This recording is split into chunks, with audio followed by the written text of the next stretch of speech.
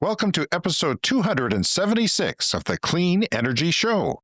I'm James Whittingham.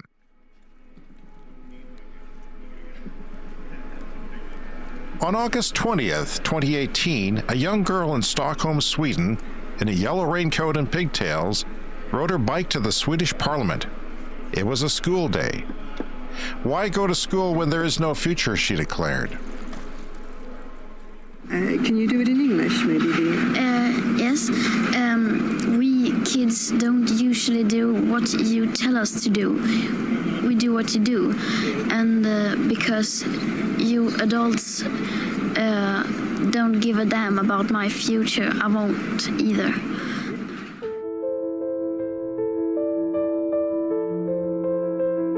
Greta Thunberg, at 15 years old, instantly became the world's most recognizable climate activist, in no small part because she was a child.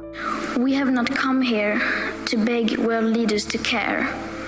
You have ignored us in the past and you will ignore us again. We have run out of excuses and we are running out of time. We have come here to let you know that change is coming, whether you like it or not.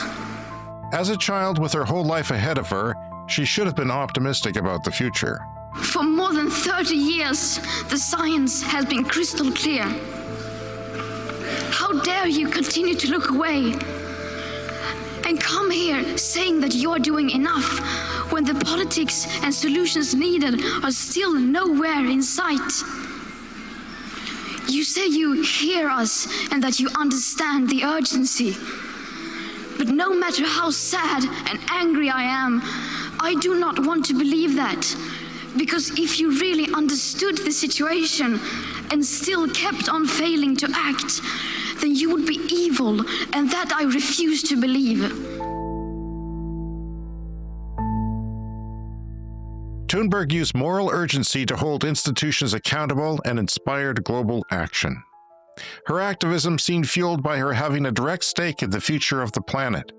She spoke truth to power and created tangible public awareness.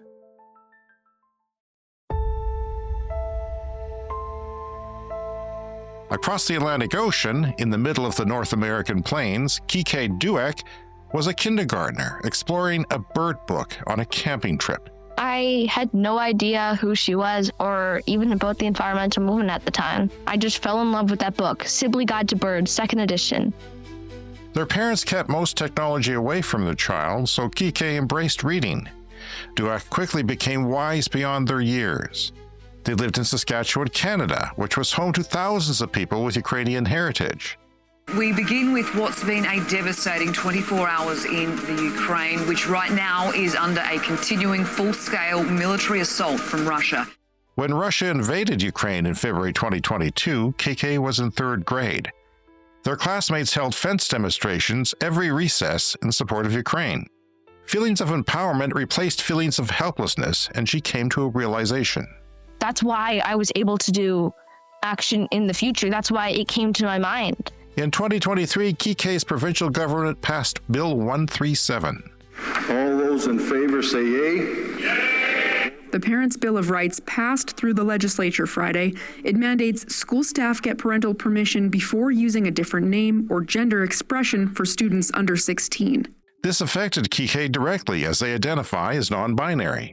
Pride protests were organized at their school, and Kiké was at the forefront of the public outcry against the bill. I wish I didn't have such a heavy burden on me all the time because, well, most of my friends are thinking about, I don't know, love and if they can get a higher grade. I'm doing so much things and it's really exhausting. Dueck eventually came upon a book about teen climate activist Greta Thunberg, as well as other books on climate. That summer, my climate anxiety had gotten a lot worse. Their mom, Denny Fornwald, an early childhood educator at a public school, got a phone call at work saying 11-year-old Kiké did not show up for school that day. Fornwald told CBC News they felt sick to their stomach. Kiké left for school on their own as they had many times before, yet was nowhere to be found. A frantic search for Kiké began.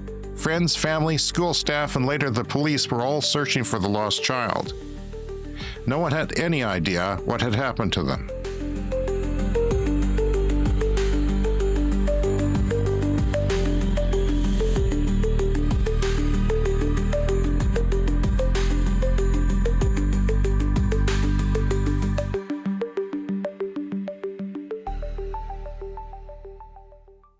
So I had actually been planning to do that for a little while because that summer, my climate anxiety had gotten a lot worse because I was learning more and it felt like I just couldn't do anything. And I really felt like I had to do something. And I read in a book that action was the best way to get out of that. And so I didn't know what to do. And after reading a book about Greta Thunberg, I wanted to try Fridays for Future. And so I made a sign. I printed pamphlets or flyers, I guess, all like in secret without my parents like noticing or realizing. And then on the first week of school, that first Friday, I had left for the legislature building when I was supposed to be walking to school Really? on my bike. Yeah. What time of year was this? It was the first Friday of school. Okay. So like early September. Okay. And you went off on your bike to school and you went to the legislature instead. Mm-hmm. And what happened there when you got there? When I got there was these peace officers and I talked with them for a little bit. And I ended up talking to, I think, more than 100 people. And I handed out most of my flyers.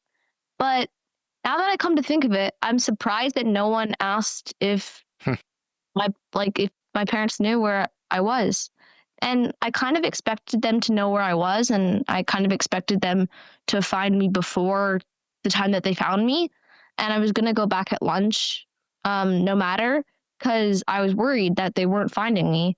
And I thought that it was almost evident my climate anxiety, but they didn't know. And that was surprising for me. How did you expect them to know? I don't know. It had been such a large and important and hard part of my life for the last 2 months. And even though I didn't talk to them, I expected they would have seen what I was reading, what I was feeling, and how it affected me day to day. What kind of people did you encounter? Were they just going for walks? Were they politicians going into the legislature? What were those people like? I met 2 politicians from a local Democratic Party, and they were really nice. One conversation that really stood out to me is these tourists from Europe. They were coming to the legislature building because it's really pretty. But when they saw me, they're like, they didn't have to ask what I was doing. They knew it from Europe, but they asked, where was everyone else? Yeah. And I said, I'm the only one. And there hasn't been a movement here since 2019, before COVID. I'm going to play a clip of Greta in 2018 in Poland. But you were very young then. You were only in kindergarten about? I had no idea who she was or even about the environmental movement at the time. I wasn't even like a naturalist up until the start of COVID. Right. I didn't know at all about the movement. You are not mature enough to tell it like it is. Even that burden you leave to us children. Yeah, I can relate to that. When I've talked to local politicians, a lot of the time they've listened and they've like suggested their plans and they're reinforcing that. But when I speak to them, it seems like there's little to no difference, and that they won't tell it as it is, and that they're just trying to make it seem like they're being environmental friendly, even though in reality they're really not. And that's really hard. Do you feel like there's enough concern in our society about climate change, and maybe the politicians would listen if there was more concern? I find that a lot of people are concerned, but a lot of them don't know how to act, and they're scared to bring it up because a lot of the time politicians won't listen. And I think there needs to be more concern because it is a crisis. But I also think that there's more people who are worried about climate change than is seen a lot of the time. How old were you then when you became a naturalist, when you started to think about the outdoors? I think I was in kindergarten at the time, but I think the most important moment around then is when I first got given a bird book. I got hooked onto it because it had maps. I really liked maps. But then I read it for 4 hours, and I was a kindergartner, and we were on a camping trip, and there were so many more exciting things to do. But I ended up reading that almost all day until it was my bedtime. And I just fell in love with that book, Sibley Guide to Birds, second edition. And I still have it, actually. But yeah, and then I woke up to just birds and all the things around me, and my eyes were trained to see them, and I still see them all the time. And then once the COVID-19 pandemic had started, another important experience for me was I was going on a walk in the woods, and I found these small little mushrooms that most people wouldn't have noticed. And I picked them up with my family, and I didn't know what they were. And so my mom posted them online, and immediately we got a ton of responses because they happen to be morel mushrooms, which are really expensive and super highly prized. And we actually ended up eating them, and they were absolutely delicious. And it really ignited my love for mushrooms, and I still do. And I've eaten more than 10 species in a lot of the time, and that's really great. So it sounds like you grew up in an outdoorsy family, right? I mean, I read a lot of the time, and I still really do, because we didn't have a ton of technology that I used. And because of that, I wanted to learn about everything. Yeah, I understood that nature was under attack, but it never felt that urgent until I really learned about climate change. And that was kind of at the end of the pandemic. I was 9 years old, and there was this book series that I loved, and I still do love it, Who HQ, and it was a book about Greta Thunberg. And in the past, I had seen in books about climate change, but I was too scared to read them because it seemed like such a big and insurmountable problem, and I didn't think about it much because I was just scared. But when I read that book, I saw that action was being taken, and that made me want to learn more about climate change, which eventually led to me taking action myself. A lot of times when I talk to young people about climate anxiety, it comes from school. If I hadn't read about climate change and learned a lot about climate change, I wouldn't have learned about the problem until grade 7, until grade 6, which was this year. I feel like that's a lot later than it should have been, but I also talked a lot about it to my classmates. Speaking of your classmates, are you alone in your anxiety over climate, or do you get it from other kids too? Are you sensing that other kids have the same concerns as you in some level? Yeah, definitely. I feel like the kids at my school are really concerned about climate change and other core problems like equality. And I founded an environmental club, Youth for Climate Action, at my school with some other people. And that was really great. So I think other people understand and have climate anxiety, but probably not to the level that I had. Is there some days that you just wish that you were like the type of kid that just goes about their life and isn't aware of the problems in the world? Yes, very much. And a lot of the time I feel like so different from everyone else. I think so differently, and it's hard for other people to kind of understand me. And I wish I didn't have such a heavy burden on me all the time, because, most of my friends are thinking about, love, and if they can get a higher grade in math this year or something. I'm doing so much things, and it's really exhausting. On back to school night, which was yesterday, I had to run home because I had to be in a webinar about climate change. And I feel like that's powerful, but also I kind of wish I was more ignorant of it. But some other times I feel like it's almost a gift to know about these crises. Otherwise, battling climate change gives me something to do and dedicate my time to. And I feel like I'm making a big difference. And that's something that a lot of kids in my grade that I've seen feel like they're not able to do. Do you feel sort of special because you are beyond your years right now? You're dealing with adult things as a 12-year-old? Yeah. I mean, not necessarily special, but I'm almost burdened with that I'm the youngest person at everything. Even when I spoke at that webinar that I talked about, I was the youngest person listening, and I was also presenting there. And at climate conferences, I'm generally by far the youngest person. And I feel like I wish that more people my age were involved like in activism and especially climate activism. But really, I got involved in activism through people my age and at my school, because when war first got declared between Ukraine and Russia, the grade threes at my school, which I was one of them at the time, we decided to do a fence side protest, and every recess we would go out there with signs and we'd protest war in Ukraine and we wanted peace for them. And then that was amazing. And I wasn't involved in organizing it, but that's why I was able to do action in the future. That's why it came to my mind. And we did it on other things as well. And the reason that that's no longer happening is because Bill 137, which is a bill like kind of against trans rights, which affected me at schools, we protested that with a pride protest, and that got shut down by the school because some parents might not agree with that and might think it was by the school. But we did that for, I think, 2 or 3 years. And that was really important and made us feel like we were making a difference. Something that was really powerful for us is that someone who had recently came as a refugee from Ukraine texted our school and said, "Thank you for doing this. It's amazing. It gave me hope."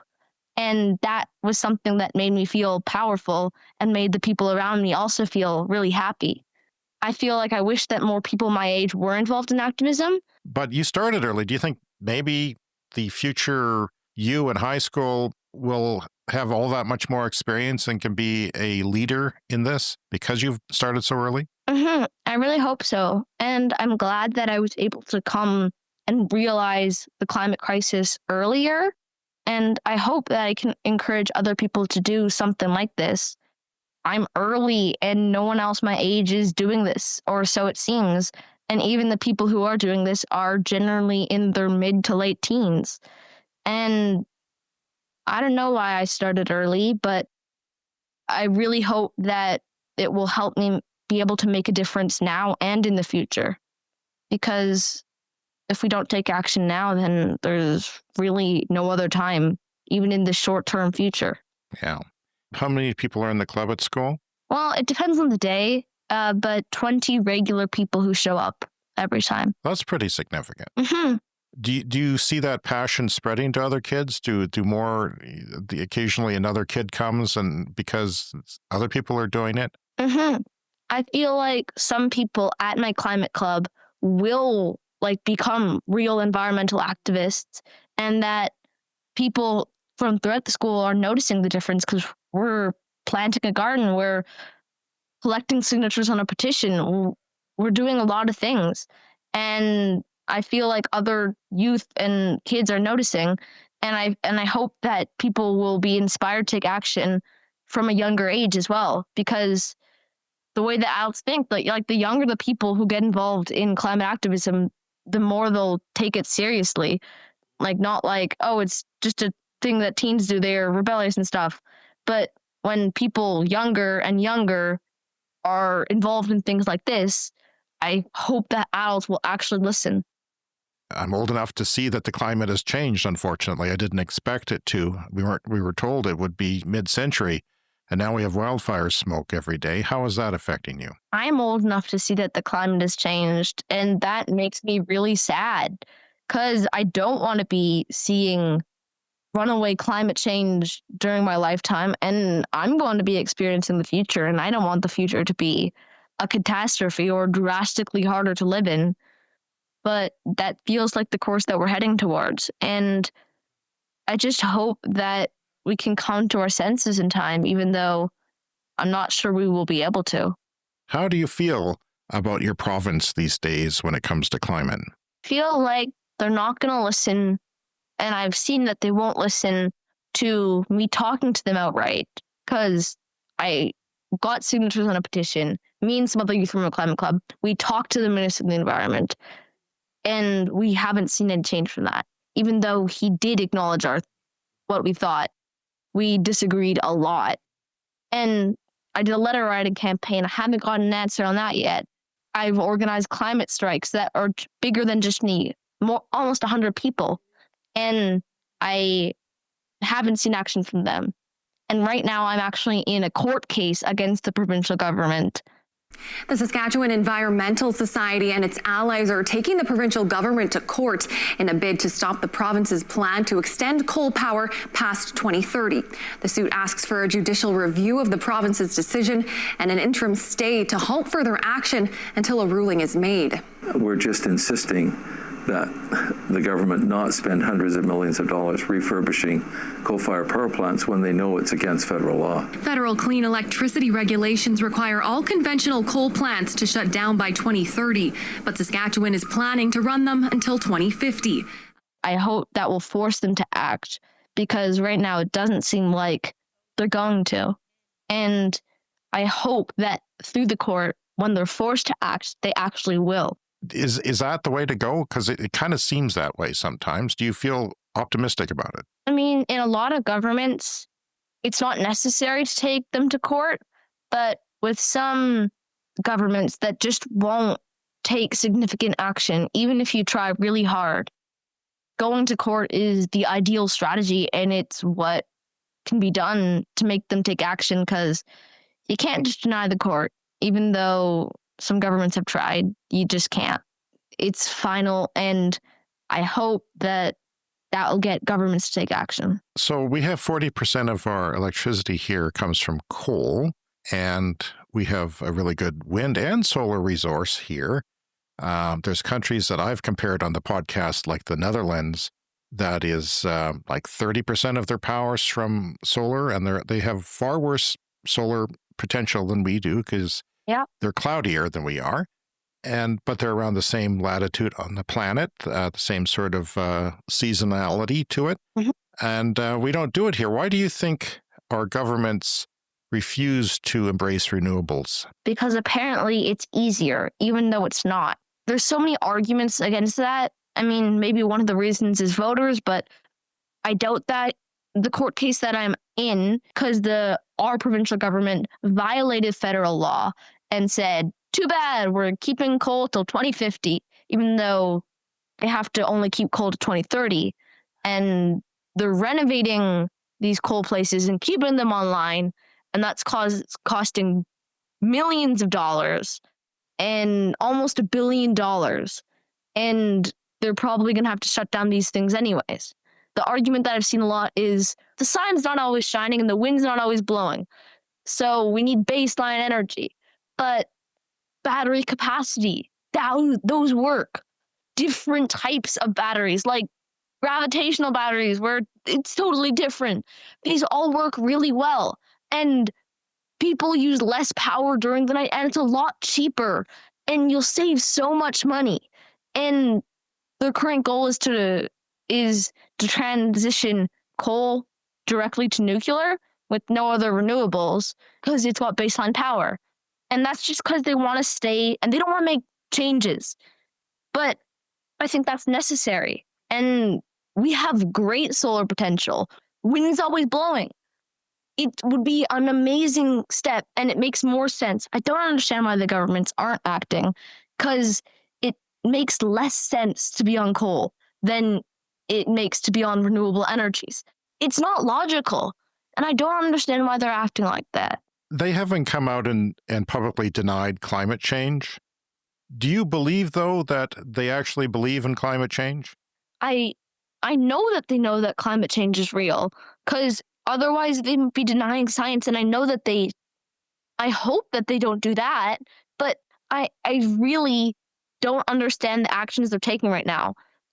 It doesn't make sense not to believe in climate change, and if you believe in climate change, it doesn't make sense not to take action. And so I'm not sure what they're doing right now. And I don't know, that's just kind of disappointing. They have a climate plan. It's called Prairie Resilience. But really, I feel like the way that they're thinking about it is that we're tiny. We have a slow population. Our emissions barely make a difference. Our goal needs to be on resilience, and resilience can be a part of that. But Saskatchewan has a super high GHG emissions, greenhouse gas emissions, like higher than the province of Quebec. And it's higher than We have the highest GHG emissions per capita of any province in all of Canada, and higher than any average in any country in all of the world. And that's outrageous. Your parents have prevented you from going on social media. I can't blame them for that. Are you exposed to the cynicism from Saskatchewanians? I have seen people with cynical views, and I understand that. I'm not on social media because my parents don't allow that, but I'm fine with that. And I honestly think that if I was, I would be receiving more negativity. People can be cynical, and I can understand that they did that with COVID. That happened with pretty much people denied any change in pretty much all of history. And so that's bound to happen, but it still makes very little sense. And I've seen people in Saskatchewan who aren't believing in climate change, even though it's very, very, very obviously existent. And I don't know. I just wish they would take into account facts. The rural municipalities government, the people who speak for the governments in the rural areas, I remember them coming out last summer and saying, well, nothing seems different to me. We had droughts before. Everything seems the same. My solar panels on my roof don't even work as well because it's a feedback loop of smoke, making less green energy. I find our summers are getting kind of wrecked now by climate change, and it couldn't be more obvious. I don't see do you need clouds of locusts and what do you need to be convinced that climate change is happening? Well, the local locust has already gone extinct because of climate change and other causes like that. And I receive headaches from the smoke all the time. And ironically, on the day in my school that we were doing this letter writing campaign to the Ministry of the Environment, the air quality was the worst it could be. And we couldn't go outside, and the school downs in the gym was canceled because there was too much smoke in the gym inside. And I just think that's terrible. And I couldn't be anywhere except for this one class in the entire school that somehow managed to keep the smoke out. And that really sucked. And that really sucked for everyone. And kids in my class with asthma especially were affected. I feel like the effects of climate change are so visible that denying them just feels impossible. I don't understand the people who deny that. If you thought much about your future as a climate activist at all, do you see yourself continuing the fight through your teens, for example? Yeah, I expect to, unless all the governments have a magic revelation and decide, you know what, let's listen to facts. But I don't wish to, but I probably will anyways, because I want to be experiencing a nice future where I can live in the within near nature and near forest or in open prairie that's wild. But yeah, I probably will continue doing activism for the rest of my life unless major changes are made. And I just really hope that I can make a big enough difference that at least one or two governments will take the problem seriously and make a noticeable and sizable difference. Yeah. Well, you're very good at it. You're astounding for a 12-year-old with your communication skills and your passion, which I appreciate.